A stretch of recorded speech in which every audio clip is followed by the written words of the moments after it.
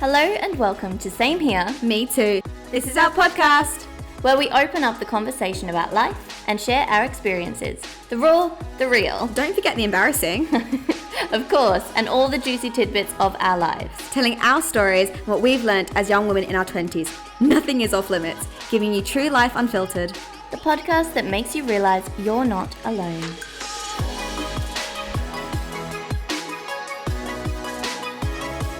Hello and welcome back to Same Here. Me Too. I'm your host Naomi. And I'm your other host, Cora. What is up? Hello everyone and welcome back to our podcast, but also welcome back to our channel if you are watching on YouTube. Hi everyone. It's good to have you back. Hopefully you enjoyed last week's episode and you are watching this week's.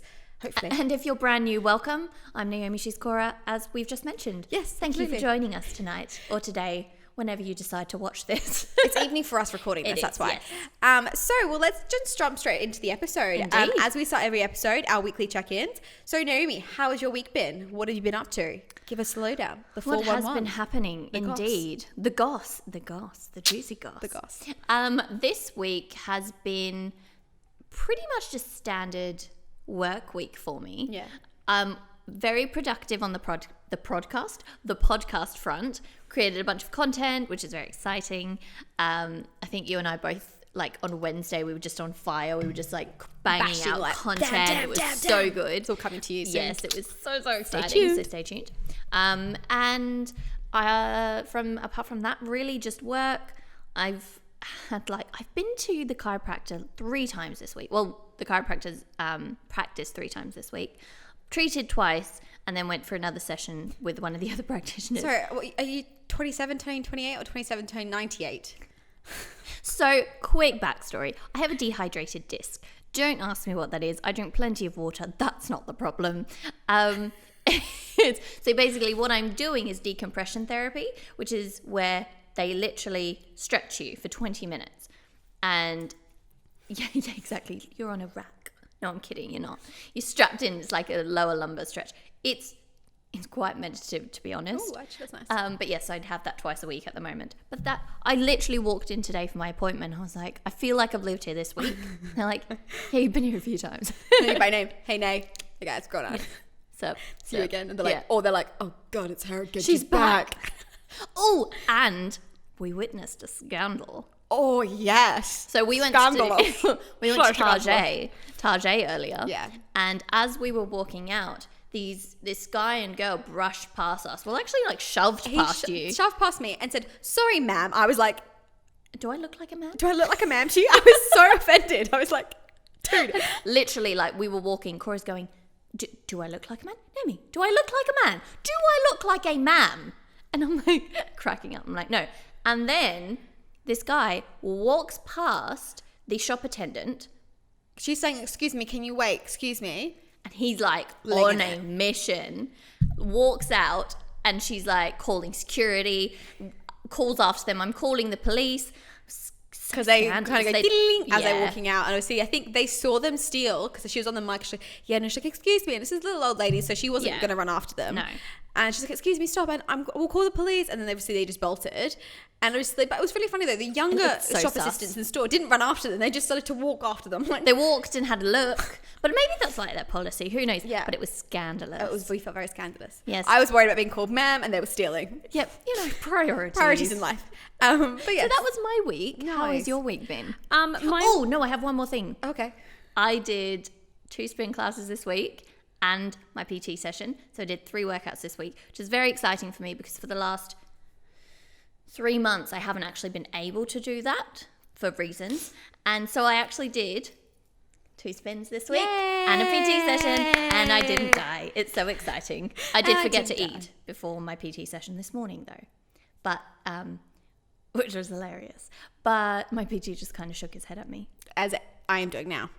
But yes, sorry, I'm very excited about that. No, definitely, because you've been complaining, not complaining, but you've been very frustrated that you haven't been able to be able to go to spin and go to things, because we do spin together. So it's been very frustrating for you, I know. So to be able to almost get back up there and get back out doing things and getting back to your routine is really good. Yes, so it's very exciting. Oh, I was very excited. Okay, back to you. Me, well, not a whole hell of a lot, to be honest. Work's been quite quiet, which has been quite nice. So as Naeem said, we've managed to get a lot done with content our end, which is great. So we can smash that out and send it to you guys. So exciting. But so me and my housemate have to move out of our current property, which is very, very sad, because we've only been there for a few months, but we're having to move out for circumstances. And so it means we have to break the lease. Now, it's very different to England, what I was used to in England, to what it is here. When you break lease, you've got to either find somebody, you keep paying rent until they get somebody in. And I'm like, Oh no, in England you just pay a break free and then you just leave. Oh really? Yeah, that's it. Literally, you just go and that's it. And you pay your fee and then you go. Makes so much more sense. It's so much more sense. Yeah. Anyway, so obviously I've been looking for for a few weeks now, trying to find people to take over our lease. And I'm getting panicked because we're moving out Easter weekend. Which is next weekend. Which is next weekend. So I'm getting a little bit like, I've signed a new lease. I'm going to be paying double rent. I can't afford double. Like I've literally had my anxiety level. She has had a few It's been meltdowns. up here. Like it's been really hard because I'm having to pay the new deposit without having to get my old deposit back. Then the first 2 weeks of rent while still paying rent at my place, whilst trying to sort out a mover. And it's like, it's one of those things where I just feel like everyone wants money from me. And it's like, I've been like, it's that whole leave me alone. It's that saying, when it rains it pours. Yeah. When it doesn't rain it pours. It it literally has felt like that this week. So I've been a little stressed, a little bit of anxiety coming through, but I had a lovely young couple come on Wednesday, and they absolutely loved it and they want to take the property. So I finally put them over to the estate agency. They're obviously starting with their paperwork and their application. So fingers crossed they get approved, they can move in and I have to pay double rent. So pray for me, guys. Fingers crossed. But yeah, no, it's very exciting. But yes, that's pretty much been my week. Like it's really been me. Actually, I've had a lot more drinking this week because I've been that stressed. So a lot of drinking, a lot of stress, a lot of worrying, a lot of calculating. I've done so much math this week. I don't like maths. And I've done a lot of maths this week, trying to work out where's all the money going? Where's my money going? How do I do this? Exactly. How do I find money that I don't have? Yeah. And that was so funny. I was talking to my mum and dad about it. Mum was like, oh, what are you going to do? I was like, it's okay. I'll find the money somehow. And she's like, what? And my dad goes, yeah. Well, what are you considering? I'm like, and the way my dad said, because he just popped out a scream, like, what are you going to do? I'm like, because Mum was like, you do pole dancing. You could go down to the stripper club. And I'm like, oh, Mummy, no. If I'm going to do that, I might as well just go to the high-end school. I'll be an escort, go to the hotels, pick up some, like a sugar daddy. Something. My mummy obviously are going back and forth, dead serious, but completely joking. My dad's having a panic attack going, wait, no, you can't do that. No, you serious? I'm like, no, Father, I'm absolutely joking. But it was the funniest thing.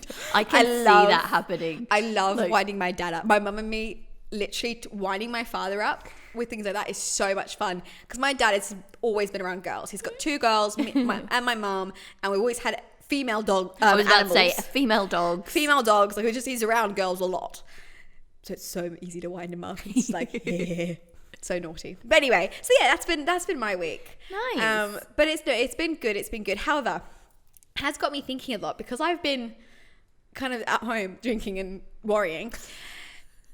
I sound so sad, I know.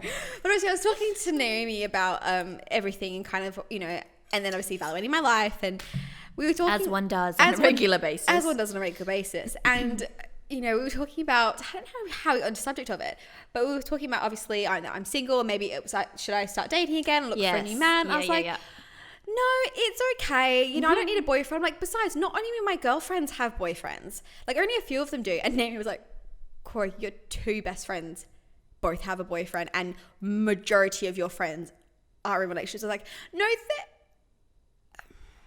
oh my God, they actually are. So it got us talking. It did indeed. Which jumps into this week's episode. Yeah. Which is I'm so excited for this week's episode. Which is all around, it's a bit more of a lighthearted one. It's all around the idea of getting on with your best friend's boyfriends, and the boyfriend's getting on with the best friends. Because we did see a TikTok. Now, people might have seen it, but it's like a guy basically was saying, don't you hate it when a girl's best friend says to you, you break her heart or else? And he's like, went to go, or else what? What are you going to do? Anyways, a few guys have chimed in. Stitched it, like people have stitched it. Or duetted it and gone, Yeah. I'm going to stop you right there. He's like, you don't want to mess with your girlfriend's best friend. Like, that is the one person you want on your side. Yeah, so And true. it's so true. And it did get us thinking because, I mean, there is sometimes I have had friends whose boyfriends I do not like, and vice versa, vice versa. So yes, we're going to kind of discuss this little kind of topic a little bit, and have a bit of fun. Has a bit of fun. Is it necessary to be friends with your best friend's boyfriend, or vice versa for your boyfriend to be friends with your best friend? Yeah. Like, do you feel like that is necessary for your relationship with either party to work? Yes, as the best friend, as the girlfriend, And as the boyfriend. So Naomi, I'm going to jump across to you because she's the one with the boyfriend. Do you feel it's a necessary requirement for your boyfriend to get on with your best friend? I didn't even finish the sentence. Yes, 100%. It's pretty much up there in the same way that he needs to get on with my family, because my best friends are my family, and I have been in relationships where friends haven't quite liked the boyfriend, or the boyfriend hasn't quite liked the friend, and it just becomes really difficult, because then you pull away from your friends, or you start to have some resistance with your boyfriend or whatever is going on, and you're like, okay, I don't feel good. So for me, I think, especially when you have those friends in your life, those best friends in your life who you know no matter what, you're going to be at each other's weddings. You're going to be there when you start popping out children. You're going to be there when you hit like massive career milestones. You are literally going to be there through the massive milestones as you start to grow older, especially at our age, sort of in our late 20s, when we are thinking about those different, next steps in our lives. It's like, no, if you don't get on with her, we have a problem. Yeah. Because she's not going anywhere. And I love this saying. It's like, the best friend says, I'm definitely going to be at her wedding. You might not be. And it's so true. It's like, I will be there. You might not be. So I think without a doubt, it's so, so important. And I'm super lucky that my best friend and my boyfriend get on like a house on fire, to the point where they banter. They both tease me and pick on me, and they have a great time. I know that they even text, and, it's great. So I'm really lucky in that sense, and I'm so, so happy. But I asked Cora the other day, I'm like, so do you get on with some of the other boyfriends that are around? So Cora, tell us from your perspective. Actually, first answer the question that you asked me. Do you think it's important?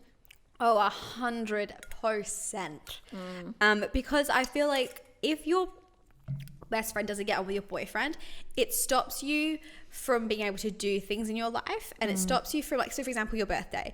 So you want them both to be there. It creates such kind of toxicity in the air when they don't get on, because you're the kind of having to feel like you're playing mediator, or like a referee between your friends, and it's friend and your boyfriend. It's really hard, and you do want that advice, because sometimes your boyfriend pisses you off, and you want to go and bitch and moan about him to your girlfriend, but you want to be able to do that and not have your best friend go, see, I told you he's not good for you. See, I told you. Exactly. But it's like, no, he's a good person. He's just annoyed the crap out of me today. Yeah. So which we all do. At some point. Like, none of us are perfect, as much as we like to believe we are. No, and and vice versa. I'm sure there's times where you have gone to Sam and been like, oh my god, Cora's driving me up the bloody wall this week. Yeah. I think all the fucking time. Oh, I didn't mean to swear. Naomi. Sorry. But yeah, like, I definitely feel like it's needed to have that bond. And yes, me and Sam are very close. You are. But yeah, I 100%, like, my partner, or my boyfriend, if he doesn't get on, like, that's for me is almost like, not criteria, but that's how I know if he's the one for me, if he's my human, is that if he can hold his own with my friends and hold his own with my family and hold like a dinner with both of them, then I'm like, okay, I found him. Because both my family and my friends are, how do I describe this? My family are very opinionated, but not in a bad way, but like, They love and adore you. They love and want the adore best me, and for they're protective. Yeah. But more so, like, if they don't like you, it's very obvious they don't like you. They're not good at hiding things. I mean, they'll always make an effort. Like, I've had boyfriends in the past they've always made an effort for, but then I've broken up with them. They're like, oh, thank God. Goodness. And I could tell I've had that too. But I could tell that they didn't like him. Even when we were together, I'm like, you guys don't like him. Like, no, he's lovely. I'm like, yeah, okay. Oh, see, my family, they'll start off tactful, and then if they really don't like someone, by the end of it, it's like, don't come. We don't like you. Yeah, not to their face, but to me, which makes it very hard. It does. So that's my friend, and my friends are very much the same. They're very protective. They're very wary, and because I've had my heart broken, as I've mentioned on the channel quite a few times. So I think they're even more so protective now, which is like, whoops. But it's also because we know, and I think this comes down to, like, when you have a best friend, you know the good, the bad, the ugly about them, and you love them regardless. So because, like, with me and you, I adore you. I think you're an incredible person. Aww. Shucks. And it's true. She's a freaking amazing person. She's one of the sweetest humans you'll ever meet. And, like, she's getting, don't cry. Okay, yeah. Anyway. But so for me, I go, no, you treat her like a freaking queen. She will treat you like a king. Oh yeah, 100%. It works both ways. Yeah. Yeah. But to earn that, you need to do the same for her. Yeah. And so I know, for example, me, I know Ellie, I know Liam, I know all of your friends back in the UK. They're all going to be the same. They're going to be like, she's a fucking rock star. So you treat her like a freaking rock star. Yeah. So we become so protective because we know how amazing you are. And it's like you want the right person to treat them correctly. Yeah. And I mean, everything you've just said is the same for me. Yeah. And I think, one of my best friends, Ellie, back in the UK, she's currently now got an awesome kick-ass boyfriend. Like, he's amazing. We get on so well. He got a lot of brownie points because basically he wanted to ask her out. But me and her had we had a girls' day planned. Like, we were going to go for evening. So we had to go for dinner. We were going to have cocktails. We would have like a proper girlies' day. Like, you have your girls. Yeah. And he wanted to ask her out. It was the only time he could ask to take her out on that night because he was going away. So he called me up or messaged me and said, hi, look, I know you and Ellie have Before he asked her? Before he asked her, he messaged me and said, look, I know you've got a girls' day plan with Ellie or evening with Ellie, but I really want to take her out on a date. Do you mind? And I was like, oh. And I was like, no, that's absolutely fine. And it was so funny because she messaged me in a panic going, he's asking me, do you mind? I'm like, oh no, that's fine. It's absolutely fine. That's so exciting. She's like, I had no idea. And she's like, you knew? I'm like, yeah, he asked me. And she's like, okay. And then that made her even more nervous because she's like, okay, he's really sweet. So she's even panicking a little bit more. But anyway, he is lovely. But I've seen other guys, her previous boyfriends, I've really struggled with them. Yeah. I really struggled with them because they mistreated her immensely. Like, I sat there in silence because, you've got to be polite and you've got to, be like, look, I'm going to tolerate you because you're dating my best friend. And if she sees something in you, then obviously there's got to be something there. Because obviously, and that's the thing is, I think a lot of time you see a relationship, you see your best friend with somebody and you start to worry about them and things like that if you don't like what you're seeing, but also at the same time you don't know what happens behind closed doors. So true. And when they're alone, so you kind of be like, okay, well he must be doing something to be treating her differently to the way I see it, because what I'm hearing from her and what I'm seeing from him is not the way I want my friend to be treated, and not the way my friend deserves to be treated. And that's the big one, is the deserves. Yeah. And so, I think it can be very difficult. And it was so funny because after they broke up, he admitted to me because he had to come by because we lived together and he had to come by and pick something up. I don't know what happened so long ago now. But anyway, I found out he didn't actually like me at all. I'm like, oh, that's fine because I did not like you at all. I actually hated you, mate. So the fact that you didn't like me, I have no problem with that because I hated you. Kindly piss off. Goodbye. There's the door. Let it hit you on the way out. So it can be, but it did cause a lot of tension. And I know for Ellie, there were times that I could tell she wanted to tell me something, about their relationship, but she was worried about how I would handle it. So she didn't say anything. But also the same was the reverse. So with my ex, because we were back and forth so many times, it really started to annoy Ellie. Yeah. And she was like, don't treat my friend like this. You're no. So she really struggled with him as well and she was always civil with him. Always kind of, Ellie's really beautiful because she's this drop dead gorgeous girl, but she's shorter than me. She's 4'11" and a half. The half is very important. The half is very important.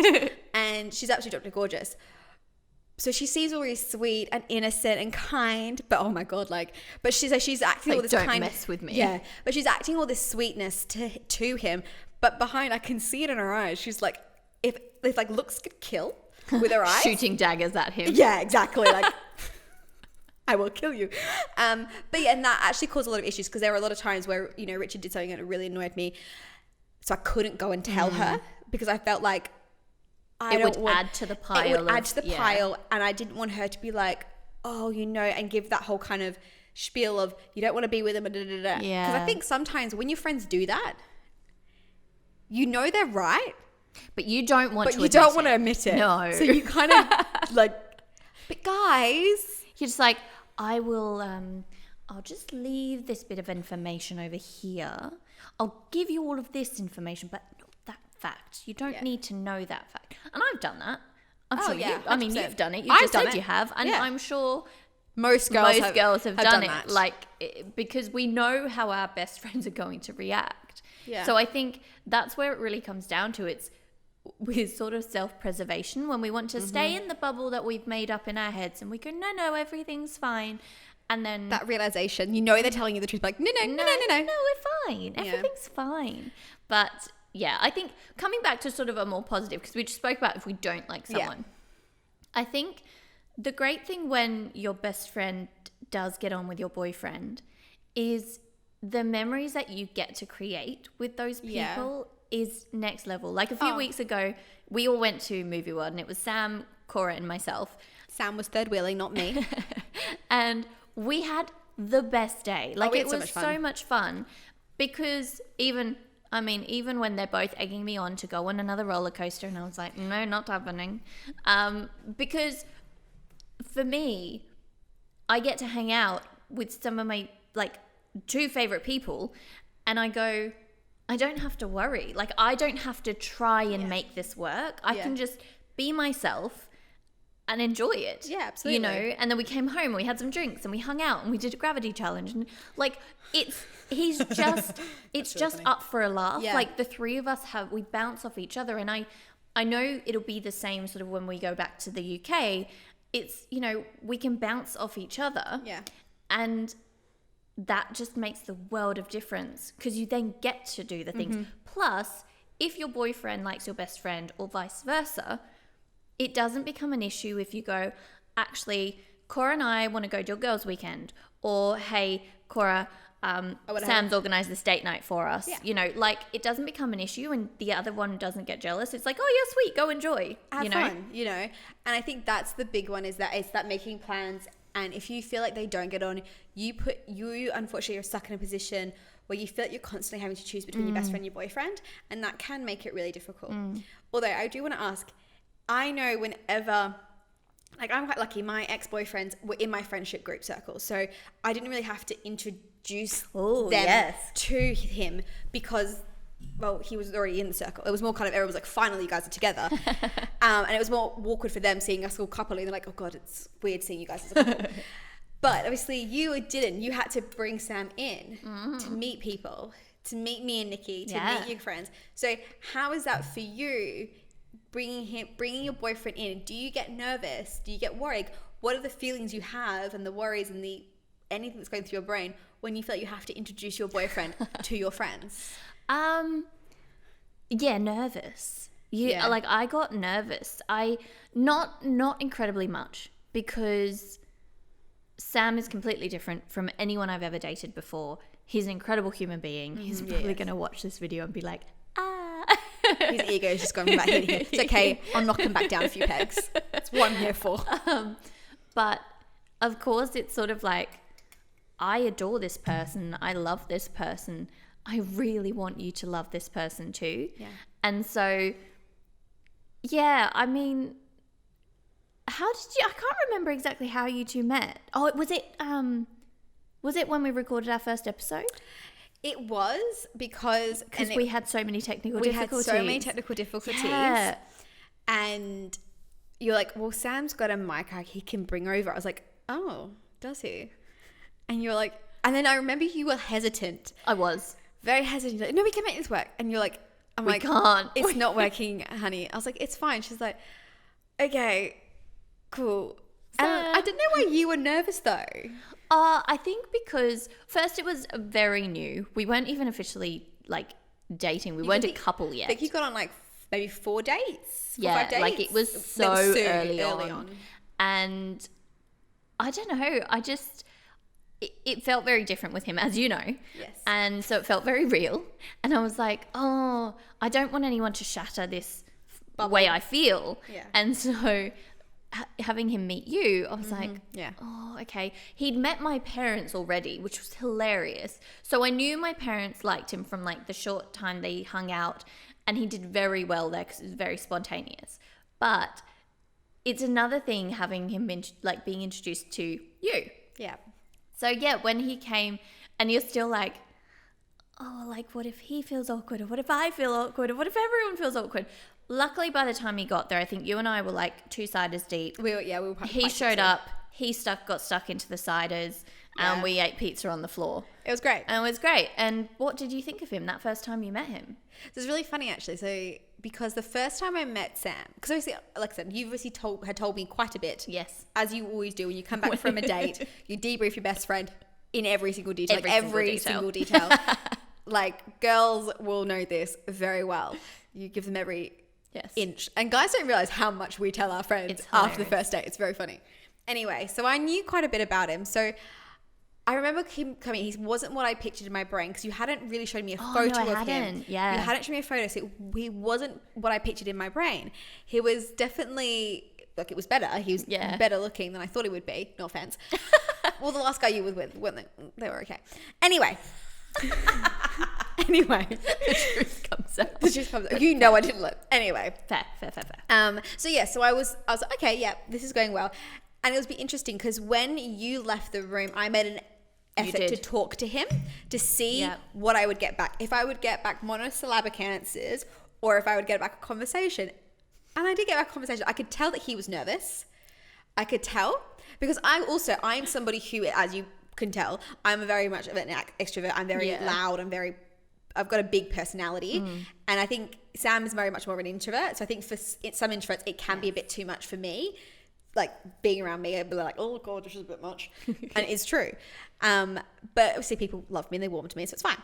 Not always. Some people hate me, but anyway, move on from that.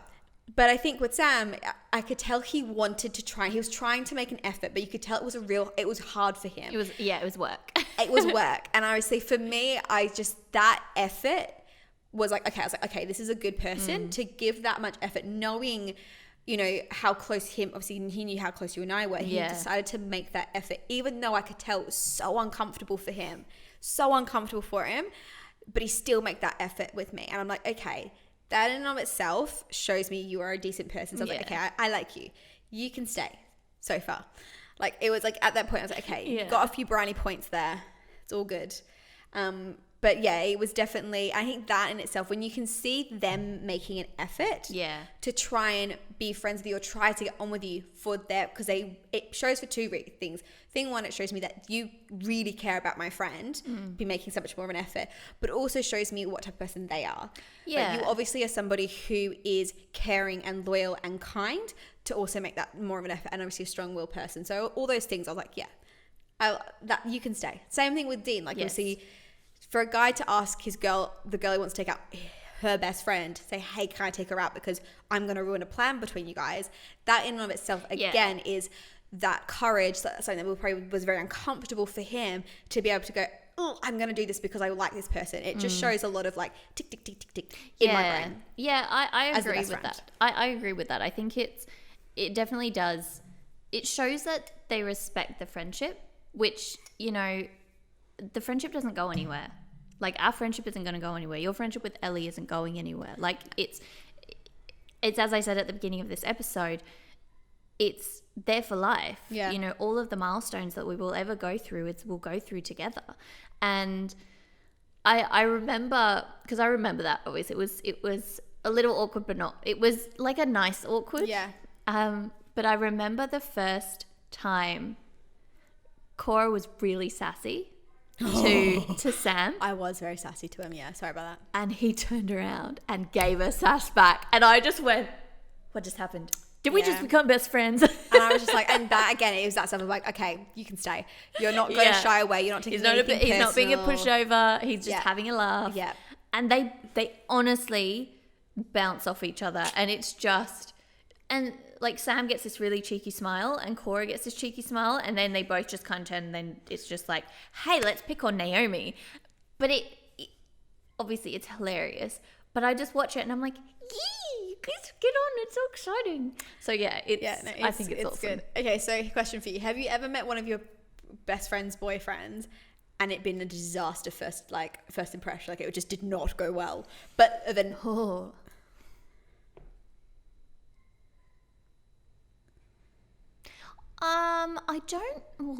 I don't think it's disastrous. I've met... Trying to think. No, not so much because I'm very, you've seen me when I meet new people. Yeah. I'm like very proper, very polite. I'm quiet myself until, you know, we get chatting, but I'll always make an effort. Yeah, I don't think I've had anything really disastrous. I think, like, I remember with Kat, one of my other best friends, she had a new relationship and I'd heard all about him, as one does. Yep. And they were perfect for each other. They're actually now engaged, which is so exciting. Yay! But I remember when Kat and I together, we literally bounce off walls. Like, you have to see it, like, and experience it to understand it. But it's like we're in our own world. When I met him, we were both like, oh, is he going to be able... And I remember having this conversation with Kat. I said, so is he on our level? And she's like, he will fit right in with us. I'm like, oh, that's a big statement. It's a big statement. And then I met him, and what could have been disastrous, because Kat and I are so crazy when we're together, he just came along for the ride. Since then, he has admitted that we're bonkers and you kind of just let us do our thing, and he just goes, okay. Kind of like you and me then, really. Yeah, exactly. But I think that one could have been disastrous if he didn't come along on the ride. Yeah. But yeah, no, I haven't had anything super disastrous. Okay. What about you? Have you had any like really bad first impressions, either of yourself or you've met like a boyfriend and you're like, that was not good? Okay, so one of mine, I didn't feel great. So my other best friends in England, Anisha, we went to uni together, and she didn't live very far away from me. She lived probably about maybe a 10-minute walk from me. And in one evening, I decided to go for a run, because obviously I go running in the evening. So I was going for a run. I was out late at night, and it just started to bucket down, and I mean like bucket. And this is England, so I was kind of used to running in the rain, but it was so bad. I was like, oh damn it. I was like, oh, I'm close to Anisha's, and I'd run because I was training, and I had run like 4 or 5 miles. I was like, okay, I need water, and I need just a bit of I need a bit of shelter. A bit of water. So I ran, and I wasn't fast. I ran around to her place, and obviously knocked on the door. Her housemate answered, and I was like, hey, look, you know, so I came inside, and she's like, oh, hey. I was like, hey, look, I'm really sorry. Like, I need water, and so I looked like a drowned rat. I've been running. I was hot, sweaty, drowned like a rat. And she's like, yeah, I'm like, are you okay? And she was really awkward. She was standing there really awkward at me. I'm like, are you right, hon? She's like, and I'm like, what's going on? What's going on? And she's like, Warren's here. And I was like, oh, okay. I was like, because I hadn't met him yet, and I heard a lot about him, and I was like, oh, is he? Okay. Because he'd come up for the weekend to visit her, because we were at uni. And she's like, yeah. And I was like, oh, this is so exciting. And I thought, oh no. Because I like to not intimidate, but I like to just make sure they know, this is my friend, you treat her right or you get hurt. It's very straightforward. It's very simple. It's very simple. Them's the rules. They're the rules. But I was very much like, I am wet. I do not look intimidating right now. I do not look I look like a drowned rat. I like a drowned rat. I was cold. I was really awkward. So I couldn't really go and hug him because I was soaking wet. He steps out. I was like, hi. And he was like, hi. And it was like the most awkward exchange of highs because because normally I go up and give them a big hug. Hi, I'm Cora, or give them a handshake or whatever. But I didn't do that because I was soaking wet. So I was like, I'm picturing this now, like you standing there awkwardly and like just puddle growing around you, and you're like, wave. It was this hi. awkward wave, and it's like, hi, and he was like, hi, and it was just all so awkward. And I was we started chatting with the girls, and he was just there, and we were chatting like almost. I was like, this is just the most awkward exchange. Oh no! So it was just awkward, and then obviously I ran home, and then obviously a couple of days later we all went out for drinks, and obviously I started talking to him, and he was fine. And it was funny because when we met up the second time after this is awkward and you know, and I could tell that Anisha was very much like, how are they going to get on now? And obviously this was different. I could make more of an effort, so I sat down. I was like, so Warren, you know, where are you, like, how's school going? And you know, you could talk to them and get them to kind of open up. And after that, they were fine. They got on really well, and they've been together they actually just broke up. Been together for like 6.5 years. 6.5, 7 years. I feel like they're still together. Oh no, just broken up. Sorry, baby. But they were together for 6.5 years, and obviously we did get on, and it was very easy to kind of hang out with them, and it was all fine. But yeah, that was a very awkward exchange, and it even felt awkward for me going into the second exchange, knowing how the first one went down. So yeah, bit different. I think like off the back of that, one of the main things that you sort of learn from this and these experiences that you have, you know, being that awkward or meeting someone that you really don't get on with and you don't think your best friend should be with, or, you know, you have your best friend meet someone and you're like, oh, and they're like, oh my God, do you like him? And you're like, and you kind of have to smile and go, yep. But I think it's so, like, it's where you get to set your own boundaries. Yeah. As the person in the middle, you get to really decide, okay, I respect my boyfriend, I respect my best friend, but I also respect myself. Mm-hmm. And this is what I choose. And you can love me for who I am and who I've chosen to be with, or you cannot. And obviously, most of the time, your best friend is just going to ride that wave with you. Of course. But I think it's more so, I suppose, with that new relationship with a boyfriend, with a girlfriend, it's making sure you have those boundaries where they understand, look, these are my humans, like, these are my people, these are my best friends, they're not going anywhere. So if you have a problem with that, this is probably not going to work. Yeah. And knowing that that's okay. Yeah, and I think, you know, if you are somebody who has a boyfriend or a girlfriend or a partner or whatever you have, and your best friend, they don't get on, they don't see eye to eye, don't let them sway you and your opinion of that person, because some people just don't get on. Like, some people, and that just is absolutely mesh. okay, and that's fine. So if that's, yes, it can be a bit more difficult and your life is a little bit harder, but at the same time, I feel like, don't let your boyfriend convince you not to be friends with that person, and vice versa. Don't let your best friend convince you that if that's not your person for you. Like, you know, you've got to be able to get them to be like, okay, look, you might not like each other, but can you tolerate each other for my sake? And I think over time you do build a friendship or a relationship. I think you know, naturally you probably would. If, for example, a boyfriend or something like that said, no, I'm not going to do that for you, or no, make that effort, then that's when you can start going, okay, is this the right relationship for me? Is this the right kind of, because if they're going, no, I'm not going to make the effort for you, but then they clearly don't care enough about you to be able to make that effort. So it's finding those fine lines. Yeah.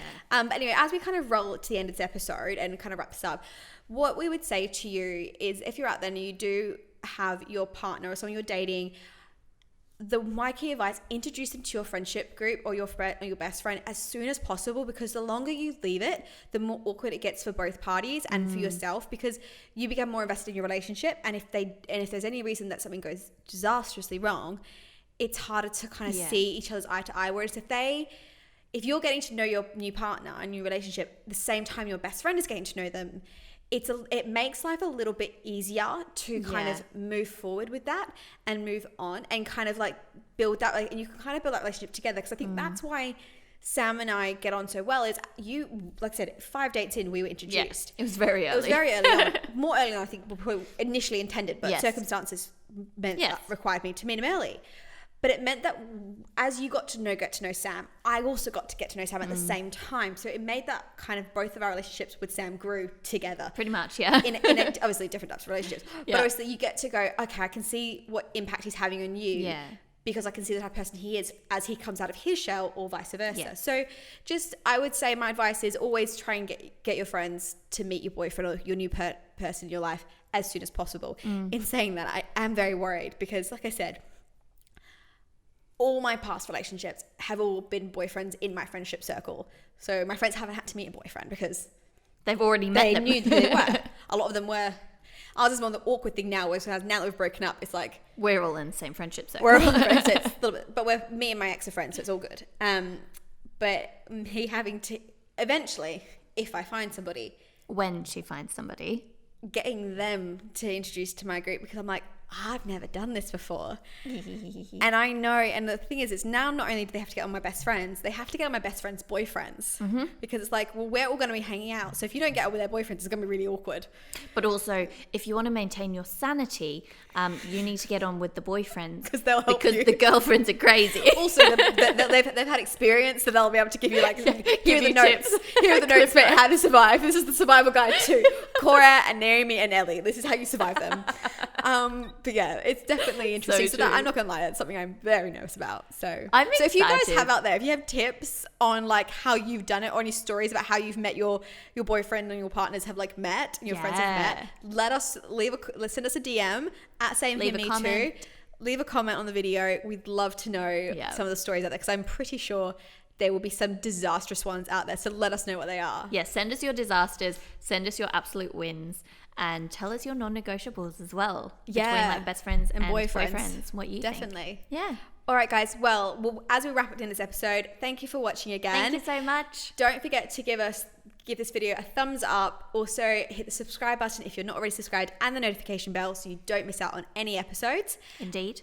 For those of you listening, please make sure you give us a follow, you give us a like, and of course share with any of your friends who you think would enjoy this. And thanks so much for tuning in, guys. And also follow us on all our socials at SameHereMeToo, which will be on the screen somewhere, at SameHereMeToo, across TikTok, Facebook, and Instagram. Yay! All right, everyone, have a lovely week, and we'll see you next time. Talk to you soon. Bye. Bye.